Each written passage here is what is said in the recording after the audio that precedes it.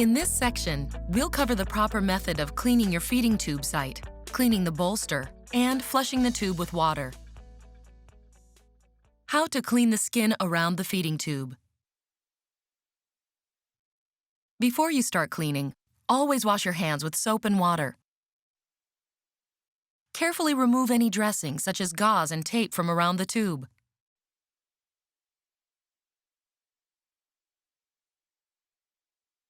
Use gauze or a soft cloth and soap and water to gently clean around the tube site using outward circles around the tube or stoma site. Rinse well with warm water, especially the skin next to the tube, and pat dry. If the tube or tube site develops any crusting around it, you may clean it with a cotton swab and half-strength hydrogen peroxide. Do not use ointments around the tube site unless directed to by your physician or home health nurse. Observe your tube site daily for redness, pain, swelling, or any unusual drainage. Contact your physician immediately if you notice any of these symptoms. How to clean under the bolster of the feeding tube. Once again, always wash your hands with soap and water. Gently lift the bolster up the feeding tube, just enough to place a cotton swab underneath it. Be careful not to pull on the feeding tube. Dip the cotton swab in warm soapy water and gently clean under the bolster. Then, pat the skin dry. Gently push the bolster back into place against the skin, making sure there is enough space between the skin and bolster for airflow. This is usually the width of a $50. Having the bolster too tight against the skin may cause skin irritation.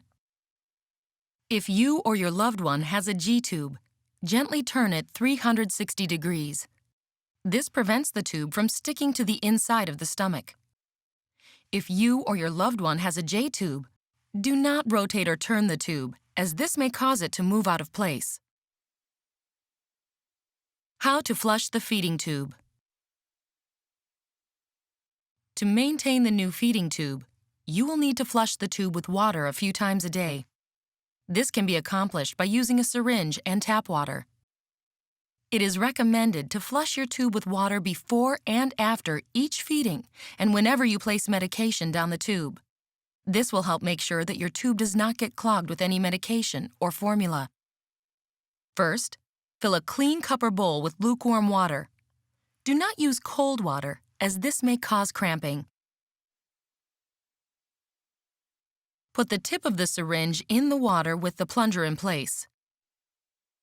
Gently pull the plunger up, which should draw water in the syringe. Draw the desired amount of water into the syringe. Pinch, clamp, or fold the feeding tube to prevent any stomach fluid from running out, and then open the feeding tube port cap. Put the tip of the syringe into the feeding tube port. Unfold or unclamp the feeding tube, then press the plunger to gently push the water through the tube. Do not force the water flush.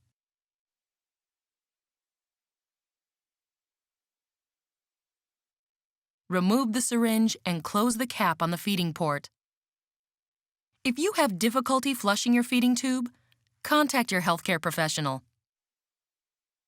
Your doctor or dietitian will choose one of these 3 methods of at-home tube feeding for you or your loved one. Bolus or syringe feeding, which is the most common method. Gravity feeding, also known as gravity bag feeding, in which formula is suspended in a bag from an IV pole.